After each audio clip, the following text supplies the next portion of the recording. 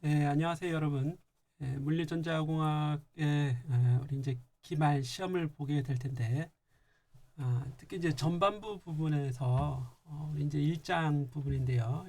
1주차 부분에서 좀 쉽게 넘어오느라고 공부하지 않았던 부분, 아니면 공부했는데도 좀 오래돼서 이게 잊어버릴 만한 부분들이 좀 있습니다. 그래서 오늘 강의는 시험을 좀 잘 보도록, 그 다음 2주차, 3주차도 물론 마찬가지지만 특히 앞부분에 대해서 여러분들이 복습을 쉽게 할 수 있게끔 그렇게 자그맣게 강의를 만들어 봤습니다. 요거 잘 들으시면 이 부분에서 나오는 문제는 거의 다 맞출 수 있을 겁니다.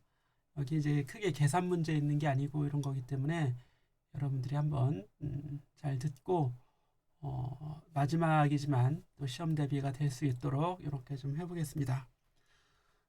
이제 서론 및 반도체의 발전 이 부분부터 시작하는데요. 요거 이제 물질의 저항, 전기적인 특징 있잖아요.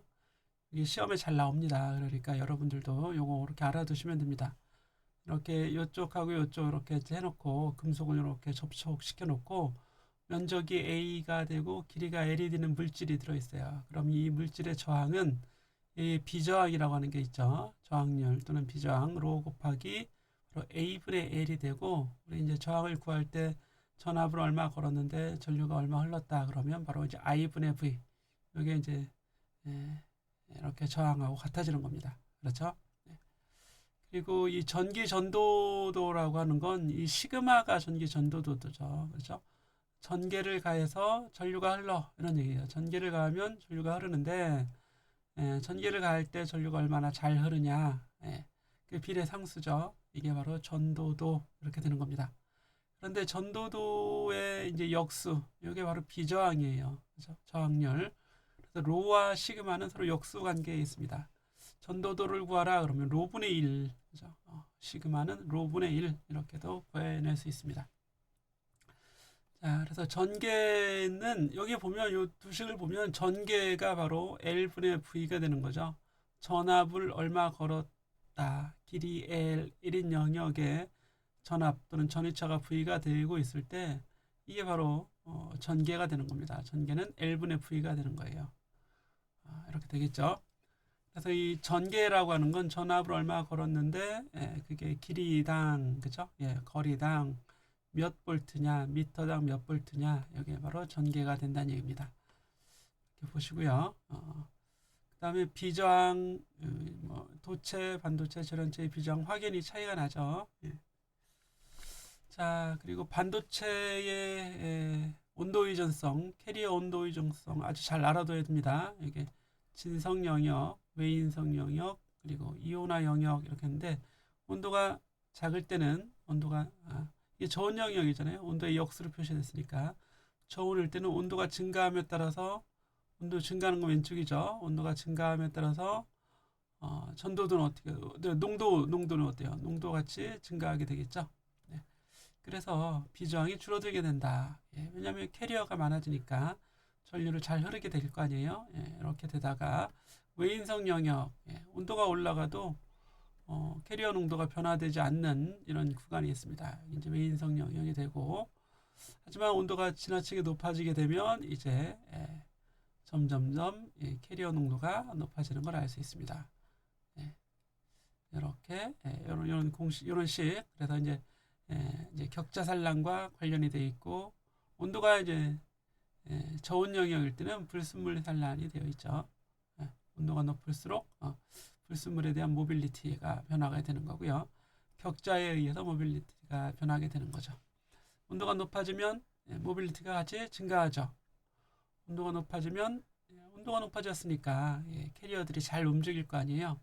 그런데 온도가 너무 높으면 어떻게 돼요? 격자 진동이 생기게 됩니다. 격자 진동에 의해서 캐리어들이 격자에 막 부딪히게 되잖아요. 그래서 모빌리티가 감소하는 마이너스 2분의 3승이 되는 겁니다. 온도가 증가할 때 오히려 감소한다. 역비례하는 형태가 되는 거죠. 요거 좀 잘 알아두시기 바랍니다. 그리고 반도체 재료 원자 주기율표 보시면 알 수 있을 거고, 우리가 이제 시험에서 좀 다룰 내용은 이런 용어는 뭐 기본적으로 알고 있어야 되는데 이게 이제 시험에 나오거나 그러진 않아요. 여기 보면 이제 이 결정이 매우 중요하죠. 어떻게 보면 우리 결정에 대해서 공부하고 있는 겁니다. 3차원 격자 구조, 특히 이제 입방체의 경우 단순 입방, 그리고 중앙에 들어있는 채심 입방, 면 쪽에도 입자가 들어있죠. 그래서 면심 입방이 됩니다. 그런데 충진율이라는 걸 우리 수업 시간에는 안 봤었는데 여기 시험에 나옵니다. 충진율. 충진율은 주어진 부피에 가장 많이 채워질 수, 입자가 채워지고 입자가 차지하고 있는 부피의 비율을 얘기합니다. 자, 단순 입방체 보시면 이게 많이 차지하고 있는 것 같지만 요 속에 비어 있는 곳이 이렇게 있잖아요. 그 비어 있는 곳을 채심 입방은 이렇게 채울 수 있습니다. 물론 이 가운데 여기에 들어가게 되면 얘네들 사이의 간격이 좀 이렇게 이 크기가 줄어들 수 있지만 그렇게 줄어들어서 안에 있는 게 커지면 오히려 전체적인 부피 중에서 입자가 차지하고 있는 부피가 더 커지게 됩니다. 근데 면심 입방은 이렇게 위아래 좌우 다 이렇게 들어가게 되죠. 그래서 면심 입방이 가장 큰 충진율을 갖게 된다. 면심 입방이 되려면 이렇게 지그재그로 비어 있는 곳을 쌓아 놓으면 돼요. 이 면심 입방입니다. 아래 한 층이 있는데 그 사이사이에 들어가게 되는 거죠. 그리고 위에 한 층 이런 식으로 해서 지그재그로 들어가게 되면 이게 면심 입방이 되게 돼요. 면심 입방은 이게 74%나 됩니다. 전체 부분에서 입자가 실제 물질이 차지하고 있는 비율은 0.74가 된다. 결정 자체가 그렇다는 얘기가 아니라 결정이 정말 이렇게 딱딱 붙어 있는 건 아니고 이론상 그렇다는 얘기입니다. 이론상 이렇게 이제 우리가 모형으로 만들어졌을 때 가장 많이 차지하게 된다. 뭐라고요? 면심 입방 이렇게 답을 써주면 됩니다. 이거 답 가르쳐 주는 거니까 여러분들이 내일부터 보는 시험에 뭐 하루 이틀 늦게 봐도 되죠? 잘 맞춰주면 됩니다. 자, 결정면과 방향을 했는데 이거는 수업 시간에 좀 하려고 했었는데 자세히는 하지 않았죠. 시험에서도 일단 안 내는 걸로 안 내는 걸로 이렇게 보고 대신에 이 밀러지수라고 하는 게 있어요. 밀러지수는 결정의 방향을 얘기한다. 이런 정도만 알아두면 될 것 같아요. 방향이나 결정면을 우리가 넘버링 할 때는 밀러 인다이시스라고 하는 걸 씁니다. 자, 그렇고요. 쭉 넘어가서 이런 구조가 뭐였죠? 이런 구조. 이게 다이아몬드 구조예요. 다이아몬드. 이렇게 기본적인 구성은 면심 입방 같이 생겼죠. 면심 입방 같이 생겼어요. 그렇죠? 그런데 실제는 채심 입방 구조가 겹쳐져서 면심 입방처럼 보이게 되는 겁니다. 채심 입방 구조가 겹쳐져서 두 개의 채심 입방이 겹쳐져 있는데 여기 비어 있고 여기 비어 있고 여기 비어 있는 거예요. 여기 이제 겹쳐지면 이런 모양이 되게 됩니다. 이런 모양. 그렇죠? 이렇게 전체적으로 이게 이제 이렇게 보면 여기 이게 크게 보면 어때요? 크게 보면 면심 입방처럼 보이는데 사실은 채심 입방이 이렇게 겹쳐져 있는 거다. 이렇게 보면 되겠습니다. 자, 그래서 이런 구조가 다이아몬드, 실리콘, 저마늄, 카본 등의 원소 반도체들이 가지는 결합 또는 구조. 이게 바로 뭐예요? 다이아몬드 구조가 된다. 다이아몬드 구조. 시험에 나오니까 이것도 잘 알아두시고 자, 이렇게 해서 이게 이제 서로 다이아몬드 구조는 이게 동일한 거죠. 이런 입자들이 한 가지 입자예요. 원소 반도체니까 다 한 가지잖아요. 그런데 이제 두 가지 결정이 똑같은 모양인데 여기 들어와 있는 요 입자는 다른 입자예요. 그래서 서로 겹쳐져 있는 거죠. 다른 원소가 겹쳐져 있으면 이건 섬아연광 구조라고 합니다. 섬아연광 구조 잘 알아두세요. 자, 하나의 원자로 되어 있으면 다이아몬드 구조. 하지만 다른 원자들이 섞여 있으면 섬아연광 구조. 이렇게 되는 겁니다. 구분 잘 하시고 넘어가겠습니다. 자, 이렇게 돼 있죠. 자, 그리고 고체의 결합이나 뭐 성장 그런데 이온 결합, 그죠? 염화나트륨은 바로 이온 결합이죠. 나트륨 이온, 클로라인 이온이 이제 나트륨은 소듐이죠. 두 이온이 이렇게 전기적으로 결합된 형태로 되어 있으면 이온 결합이라고 합니다. 자, 금속 결합은 자유전자가 있죠. 자유전자의 바다에 이온들이 빠져 있는 원자들이 빠져 있는 형태 이렇게 되어 있습니다. 금속 결합. 그래서 전자 구름 그러면 금속 결합 생각하면 되겠죠. 자, 그리고 전자의 자유전자 또는 가전자에 의한 전자 구름이 있게 되는 거죠. 자, 공유 결합 중요하죠. 우리는 이제 주로 반도체 공유 결합을 하는 경우가 많이 있기 때문에요. 저만염 실리콘, 카본, 뭐를 공유해요? 전자를 공유하는 겁니다. 가전자 특히 또는 가전자를 공유해서 서로 결합을 하는 형태로 양자역학적 상호작용 결합력이다. 이렇게 이제 얘기를 하게 됩니다. 실리콘, 갈륨, 비소 이런 것들이 아주 중요한 반도체죠. 자, 결정 성장하는 방법에는 벌크 성장과 그리고 에피텍셜 성장이 있습니다. 벌크 성장은 이제 덩어리로 성장한다는 얘기고, 에피텍셜은 얇은 판 구조로 성장한다는 얘기예요. 자, 가장 대표적인 벌크 성장 초크랄스키죠. 초크랄스키. 요 그림 나오면 뭐예요? 초크랄스키. 용용돼서 시드가 위에 있고 시드 밑에 점점 끌어올려주면서 식으면서 고체가 되는 거죠. 아주 간단합니다. 이렇게 기다란 원기둥 형태로 원통 형태로 성장이 되는 별다른 얘기 없이 이렇게 나오면 초크랄스키 성장이라고 하는 거고. 자, 그런데 우리가 이제 대역정제나 뒤에 가보시면 부유대역 성장이 있는데, 부유대역 성장이라고 하는 건 이게 이제 벽에 붙어 있지 않고 실리콘만 쭉 끌어당겨서 표면 장력 때문에 서로 이제 끌어당기는 표면 장력 때문에 같이 올라가게 돼요. 그래서 이 부분은 뜨거우니까 여길 지나는 부분은 용융이 되지만 여길 빠져나오면 고체로 변하겠죠. 그리고 여기 이제 계속 위로 점점 커지는 거죠. 위로 뽑아져 나오니까. 근데 공중에 떠 있는 형태로 떨어지게 됩니다. 그래서 이걸 이제 부유대역 성장이라고 합니다. 떠 있는 조온이 있다. 그래서 부유대역 성장인데, 떠 있으니까 용기 벽면 뭐 도가니 같은 이런 데서 불순물이 나오지 않는 그런 이제 특징이 있겠죠. 하지만 좀 비쌉니다. 그렇죠? 하지만 제품의 순도를 위해서라면 이렇게 성장을 해야겠죠. 자, 그리고 이제 분리계수라고 있는데, 분리계수는 우리가 이제 고체와 액체를 같이 이렇게 놓게 되면 액체 속에는 불순물이 많이 녹아요. 근데 고체가 되면서, 즉 이제 식으면서는 여기서 불순물이 빠져나옵니다. 불순물이 어디로 많이 가려고 해요? 뜨거운 용융체 속으로 불순물이 이동해 가려고 해요. 불순물은 어디에? 고체에 별로 없고 용융체에 남겨지게 되겠죠. 그래서 이걸 위쪽으로 가게, 이걸 아래쪽으로 가게, 이렇게, 아니, 이걸 위쪽으로 가게, 이걸 아래쪽으로 가게 세워놓으면, 이 분리계수가 1보다 작으면, 즉 액체보다 고체 솔리드가 더 작으면, 그죠? 불순물 농도가 작으면 이게 1보다 작은 거잖아요. L보다 S가 작을 테니까요. 그죠? 그렇게 되면 고체 쪽에 위쪽에는 불순물이 좀 적고 불순물이 아랫부분에 불순물이 좀 모이게 된다. 그래서 요 끝에는 불순물이 많이 모여 있는 곳은 잘라내면 되죠. 그죠? 그리고 고체, 우리가 원하는 인곳에는 불순물이 좀 적어지게 되는 그런 특징이 있습니다. 이렇게 성장하는 방법을 대역정제라고 합니다. 대역정제. 그래서 고체 대역이냐 용융체 대역이냐, 어디가 더 순도가 높으냐. 그래서 고체 쪽이 더 순도가 높고 우리는 용융체 쪽은 나중에 물론 이거 고체가 될 텐데 잘라서 버리면 되죠. 그래서 액상 쪽 주개의 끝으로, 그죠?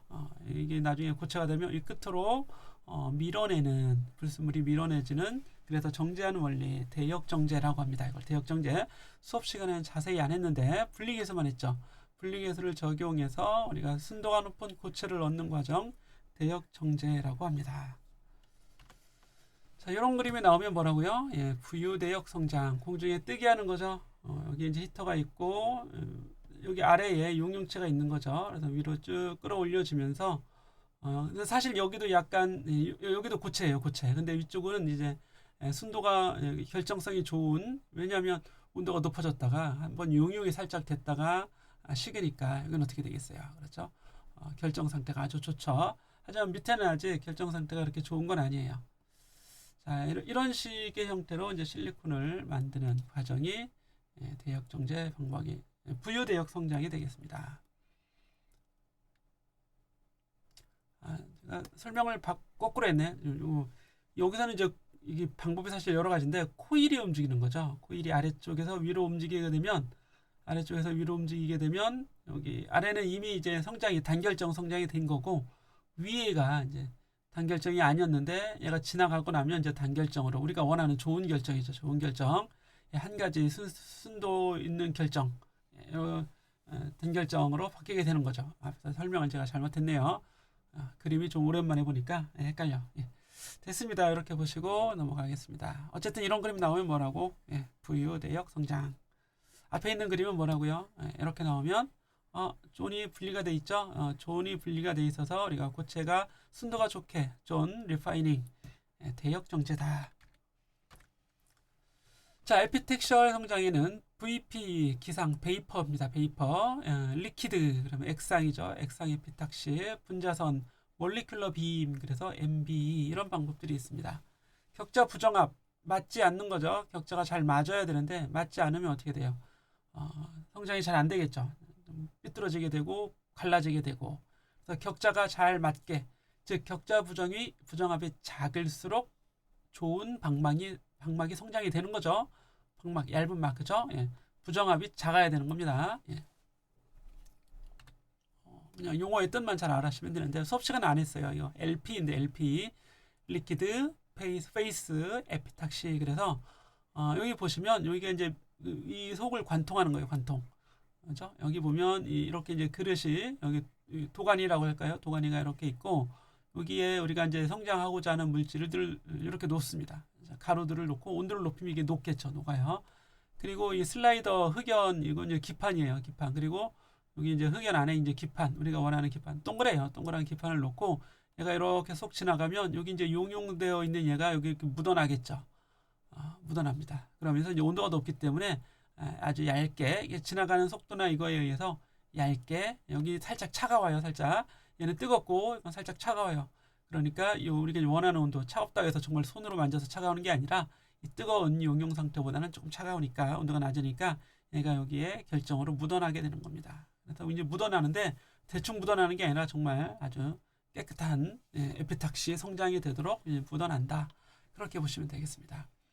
그래서 이 지나갈 때 이 사이에서 이제 온도가 높아졌다가 줄어들었다. 이런 이제 온도 구배가 생겨요. 그렇죠? 당연하겠죠. 온도 구배에 의해서 요걸 딱 지나오면 다시 차가워지면서 그리고 얘의 속도도 문제가 되겠죠.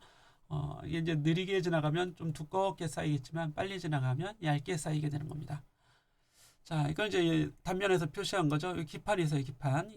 보트가 있고 보트. 이 보트 위에 기판을 이렇게 올려둡니다. 얘가 이렇게 이제 기판이 지나가면 이 용융체가 여기 기판에 묻어나게 되겠죠. 그래서 1층, 2층, 3층이 착착착 쌓이게 되는 이런 원리. 멀티층으로도 쌓을 수 있는 겁니다. LP라고 합니다. 용융체의 온도 구배. 온도 구배. 여기 점점점은 히터예요. 이렇게 감아놓은 거지 히터. 그래서 온도가 차가워졌다가 뜨거워졌다가 차가워지겠죠. 그래서 온도 구배에 의해서 용융 상태의 액상의 이제 용융 상태가 이렇게 기판에 쌓이게 되는 에피탁시가 되는 그런 원리 LPE가 됩니다. 액상 에피탁시 꼭 알아두세요. 시험에 나옵니다. 자, 그리고 여러 가지 이제 VP가 있습니다. 베이퍼 페이스 에피탁시. 그리고 MBE는 분자선인데요. 이렇게 살짝 열을 가하면 이 분자들이 증발해 갖고 여기로 가는 거예요. 날아서 갑니다. 이렇게. 이게 분자선 에피탁시. 자, 분자선 에피탁시 똑같은 그림인데요. 잘 보시면 실제 이제 알루미늄, 갈륨, 카드뮴 이런 것들이 여기다 고체를 집어넣는 거죠. 아주 순도 높은 열을 가하면 어떻게 돼서 이게 날아가서요. 날아가서 기판에 쌓이게 된다.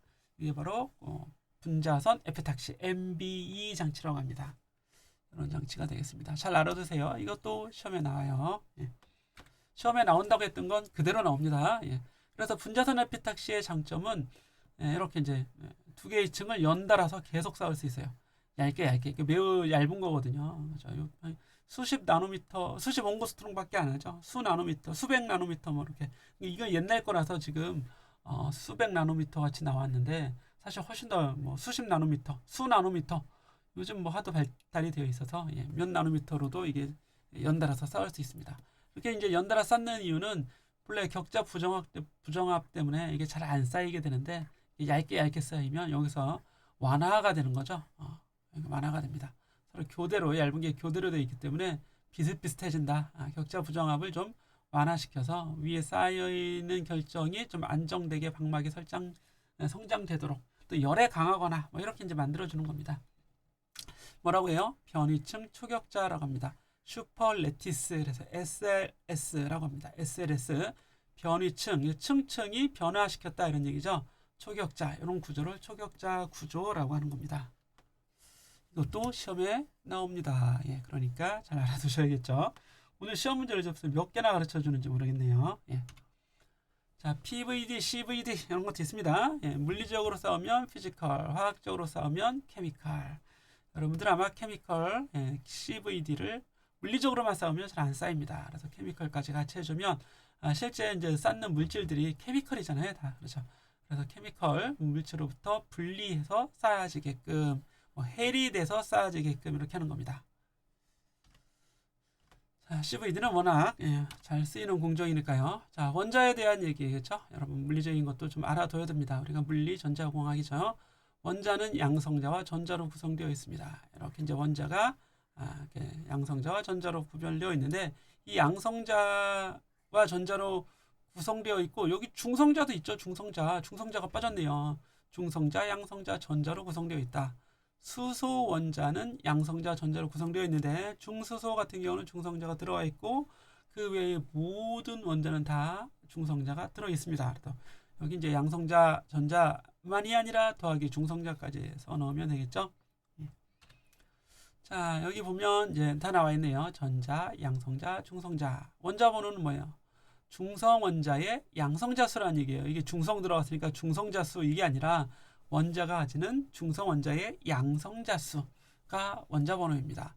이거는 중성 원자의 전자 수와도 같겠죠. 중성 원자의 양성자하고 전자는 같으니까 중성인 거죠. 전기적으로는 이 크기가 부호반대의 크기 같지만 질량은 어떻게 되어 있어요? 양성자가 훨씬 더 무겁다. 중성자보다. 이 10의 마이너스 27승이지만 얘는 마이너스 31승이 됩니다. 양성자가 약 1840배 정도 전자보다 무겁다. 이렇게 생각하시면 되죠. 시험에 나와요. 기본적으로 뭐 양이온이냐 음이온이냐 이런 것도 다 나옵니다. 자, 원소 주기율표 좀 이쪽 부분 잘 알아두시면 여러분 나중에 어쨌든 우리 이것들을 가지고 놀아야 되니까요. 잘 알아둬야겠죠. 전자 껍질. 자, 원자 구조의 전자 껍질. 첫 번째 껍질을 K 껍질, 두 번째 껍질을 L 껍질, 세 번째 껍질을 M 껍질. 뭐예요? 알파벳 HIJK, KLMN. K부터 시작합니다. KLMN 순서대로 가면 돼요. 자, 그래서 N번 껍질의 전자수 이게 1, 2, 3, 4. 이게 1, 2, 3, 4죠. 그러면 예를 들어서 2번 껍질은 전자가 몇 개 들어가요? 2번 껍질까지 전체 들어가는 건 2n의 제곱이니까 n에 2 넣으면 되겠죠? 사이 8개가 들어갑니다. 안쪽에 2개, 바깥쪽에 6개. 그 다음에 또 몇 개 들어가요? 10 몇 개 들어갑니다. 그렇죠? 그래서 세 번째 층까지 다 들어가는 거 3 넣으면 3, 3은 9, 2, 18. 18개죠? 그래서 2개, 6, 그죠? 이 사이 2개, 6개, 그 다음에 12개 이렇게 들어가는 거죠. 2개, 8개, 10개 들어가네. 10개. 그래서 전체 18개가 되는 거죠. 3번까지 세 번째 껍질까지 차이는 전체 전자 개수는 18개. 이게 3 n번 껍질까지 차는 전자의 개수는 뭐예요? 4니까 네 번째니까 4 집어넣으면 16 곱하기 2는 32번째 껍질. 제가 잘못 얘기했네요. n번째 껍질만의 전자수입니다. n번째 껍질만의 전자수. 첫 번째 껍질은 2개 들어가고 두 번째 껍질 8개 들어갑니다. 8개. 실수. 실수. 자, 다시 첫 번째 껍질에 2개 들어갑니다. 두 번째 껍질에 8개. 세 번째 껍질에 18개. 네 번째 껍질에 32개 들어가는 거죠. 그죠? 이렇게 들어가는 겁니다. 그래서 원자 주기율표에 가보면 그래서 위에 이게 몇 개예요? 이게 2개라고요. 첫 번째 껍질에 2개, 두 번째 껍질에 이게 몇 개예요? 8개가 되는 겁니다.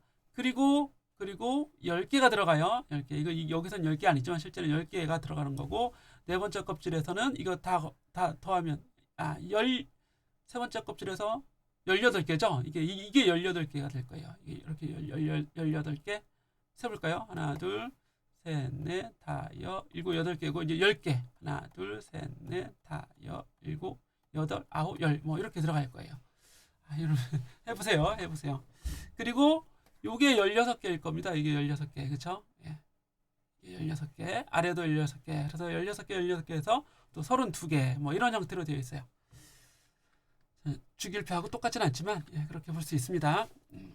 자, 그러면, 예, 이 실리콘이 14번이잖아요. 그럼 안쪽에 2개 먼저 채우고, 그 다음에 8개 채우죠. 그럼 10개 채운 거죠. 그럼 세 번째 껍질에 4개 채워서 14개가 채워지는 겁니다. 세 번째 껍질에는 아직 더 들어갈 수 있지만 4개가 들어가 있으면 실리콘이 되는 거고, 다 차이게 되면 여기 몇 개가 더 차이면 세 번째 껍질에 18개까지 차일 수 있는 거죠. 18개까지. 근데 4개밖에 지금 차 있지 않습니다. 이러면 이제 실리콘이 된다고요. 자, 원자 모델의 변화, 뭐 돌턴, 톰슨, 러더포드, 보어, 슈레딩거 이름을 기억해야 되는데, 보어 이전에는 사실 이제 발견의 측면이에요. 그래서 전자는 누가 발견해요? 톰슨이 발견한다. 그리고 러더포드는 뭘 발견해요? 원자 핵을 발견한다. 그래서 발견의 측면이고, 원자 모델만, 모델을 좀 모델이라고 할 수 있는 모델, 보어가 제대로 된 모델, 행성 모델, 그리고 양자화된 전자의 에너지. 이때부터 이제 양자화가 시작되는 거고, 실제 진짜 더 정확한 양자 모델 슈레딩거가 제청합니다. 그렇죠? 이렇게 돼 있어요. 그래서 보어의 원자 모델이 바로 행성 모델이 되는 겁니다. 그리고 양자화된 전자의 에너지를 설명해 준다. 이렇게 보시면 되겠어요. 자, 뉴턴의 제2법칙, 전기력에 관한 뉴턴의 제2법칙, F는 Q2죠. E 속에 Q가 들어있으면, 전기 E 속에 전하 Q가 들어있으면 Q2의 힘을 받고 F는 MA가 돼서 가속도 A는 M분의 Q2로 구해줄 수 있습니다. 자, 잘 알아두시고요. 자기력이 있죠. 자기장 속에서는 자기력을 받아요. 로렌츠 힘이라고도 합니다. 그렇죠. 로렌츠 힘. 자, 자기장에 수직 입사한 전하. 이게 들어가는 자기장이 있는데 전하가 여기 이렇게 수직 입사, 이쪽으로 입사됐어요. 그러면 자기장 속에서는 원운동을 하게 됩니다. 원운동. 등속 원운동. 여기 다른 이제 저항이나 마찰이 없다면 등속 원운동을 하게 되겠죠. 자기장에 수직 입사된 전하의 원운동 중요합니다. 원운동을 하게 되는 거고, 전기 자기력, 여기서는 자기력, 로렌츠 힘이죠. 로렌츠 힘이 구심력 역할을 하게 되는 겁니다. QVB가 R분의 MV 제곱이 돼서 반지름 구해보고 주기 구해보고 각속도 구해볼 수 있는데, 이걸 하나하나 다 구하라는 건 좀 어렵고, 그래서 이게 무슨 운동? 원운동이라고 하는 거 잘 알아두시면 되고, 그렇습니다. 그렇게 한번 보시면 돼요. 넘어가겠습니다. 반도체의 우리 양자역학의 기초, 양자역학 아주 많이 어려워하는데요. 자, 이게 보어의 원자 이론이 되겠죠. 안에 양의 전하, 바깥쪽에 전자가 이렇게 구심력을 이루면서 전기력이 구심력 역할을 해서 들고 있다. 그래서 전기력이죠. 전기력이 구심력 역할을 한다. 보시면 되겠어요. 자, 그래서 보호의 원자 모델, 각운동량 조건 이런 것들이 들어있고, 그렇죠. 자, 이때는 좀 우리 이제 양자역학적인 드브로이 물질파예요. 물질파에 대해서 좀 알아둬야 돼요. 우리 이제 반도체에서는 주로 이제 광학을 많이 다루기 때문에 왜 이게 이제 광에 반응을 하느냐, 이게 이제 드브로이 물질파 개념과 많이 연관이 됩니다. 물론 이제 원자의 성질도 마찬가지예요. 그래서 이 파장은 에너지 분의 HC 이렇게 돼요. 에너지 분의 HC. HC 나누기 에너지가 바로 PC죠. 이는 PC. 빛의 광양자설에서 광양자가 가지는 에너지가 바로 PC입니다. 그래서 P가 운동량이 되는 거고, C는 속도, 빛의 속도 C가 되죠. 그래서 C를 이렇게 약분하게 되면 P분의 H, 운동량분의 플랑크 상수, 운동량분의 플랑크 상수, 람다는 P분의 H, 잘 기억을 하세요. 자, 광자의 에너지는 H뉴가 됩니다. 여기서 뉴는 진동수예요. H뉴. 진동수는 파장분의 속력이죠. 파장분의 속력. 그래서 람다분의 HC가 2가 된다. 이거는 광자의 에너지입니다. 이게 뭐예요? 이게 PC예요. PC가 되는 겁니다. PC. 그래서 P는 람다분의 H죠. P는 람다분의 H. 람다는 P분의 H. 다 같은 말입니다. 그냥 같은 말이라고 생각을 하세요. 람다는 P분의 H. 그래서 요 식을 기억하세요. 람다는 P분의 H. 물질파의 파장을 어떻게 구해요? 운동량분의 플랑크 상수. 요거 기억하시면 됩니다. 자, 그 정도 보시면 되겠고요. 자, 보어의 수소원자 모델에서 이렇게 이제 전자는 하나인데 전자가 어떤 상태에 있냐, 즉 어떤 궤도를 돌고 있냐. 궤도가 이렇게 더 멀리 있는 궤도일수록 수소원자의 에너지가 높아집니다. 그죠? 왜? n이 커지는 거니까 1번, 2번, 3번. 그래서 이건 1, 2, 3이 가면 작아지지만 이게 음이잖아요. 작아지면 커지는 거죠. 예, 그렇죠? 이 n이 커지면 이건 작아지는 거죠. 작아지는데 음이니까 커지는 거죠. 그렇죠? 반대로 작아지는 거니까 커지는 겁니다. 이 수소원자의 에너지를 왜 마이너스를 쓰느냐? 이건 역학적 에너지예요. 운동의 에너지뿐만이 아니라 전기력에 의한 포텐셜 에너지까지 다 해서 전체는 음이 되는 거죠. 여기가 0이에요. n이 무한대가 되면 여기 에너지가 0입니다. 그렇죠? n이 무한대가 되면 에너지가 0이고 나머지는 다 마이너스예요. n이 1일 때 에너지가 제일 작습니다. 13.6. 그래서 이 값을 기억을 합시다. n제곱분의 마이너스 13.6 전자볼트. n제곱분의 마이너스 13.6 전자볼트. 뭐 자주 나오는 값이기 때문에 암기해야 돼요. 그렇죠? 자, 그래서 더 높은 레벨에서 아래 레벨로 떨어지면서 그 에너지 차이에 해당하는 만큼 빛으로 방출할 수 있죠. 그런데 여기 3에서 2번, 4에서 2번, 5에서 2번 더 높은 곳에서 2번으로 떨어질 때는 빨간색, 녹색, 파란색 이렇게 또는 적외선 이런 걸 발산을 합니다. 이 빨간 선은 거의 적외선이에요.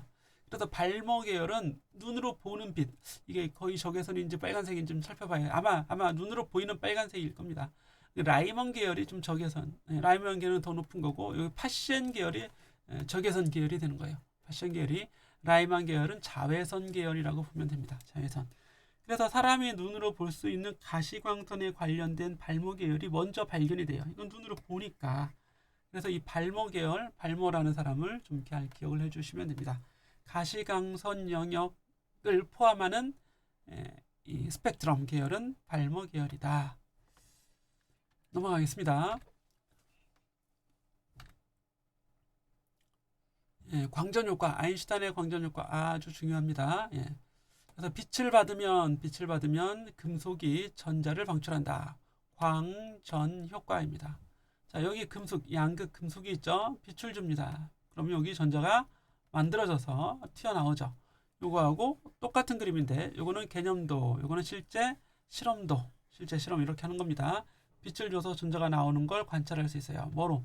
흐르는 전류로 관찰할 수 있겠죠. 전자가 나와서 흐르게 되면 전류가 흐른다는 얘기니까요. 요 그림 나오거나 요 그림 나오면 광전 효과다. 빛 에너지 어떻게 구해요? H 뉴 람다분의 C, H 람다분의 C. 람다분의 H가 뭐라고요? 바로 P, 그죠? P. 람다는 특브로이 물질파 또는 빛의 파장 이렇게 되는 겁니다. 근데 이거는 빛 자체이기 때문에 이건 물질파가 아니에요. 빛일 때는 그냥 파장이고 물질인데 빛의 성질을 가지고 있어. 그러면 물질파의 파장 람다는 P분의 H라고 했었죠. 람다는 P분의 H. 물질인데 운동량을 가지고 있으면 운동량분의 플랑크 상수에서 뭘 구해낼 수 있어요? 파장을 구해낼 수 있다. 네, 이렇게 하나하나 여러분들이 다 공부했던 거예요. 양자역학에서 이런 방정식을 뭐라 그래? 슈레딩거 방정식, 파동 방정식입니다. 파동식은 이게 푸사이죠, 푸사이. 위치와 시간에 따른 파동, 그렇죠? 위치와 시간, x와 시간, t에 따른 파의 변이가 이런 식으로 나타나게 되는 겁니다.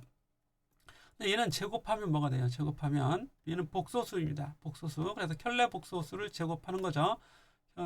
자기의 복소수와 켤레 복소수를 곱하는 건 바로 제곱을 하는 겁니다. 이 제곱이 의미하는 것이 바로 입자가 그곳에 x에 존재할 확률, probability가 되는 거죠. 확률은 뭐예요? 슈레딩거 방정식의 파동식을 제곱하면 된다. 슈레딩거 방정식의 파동, 푸사이를 제곱하면 된다. 이 파동함수입니다. 푸사이가.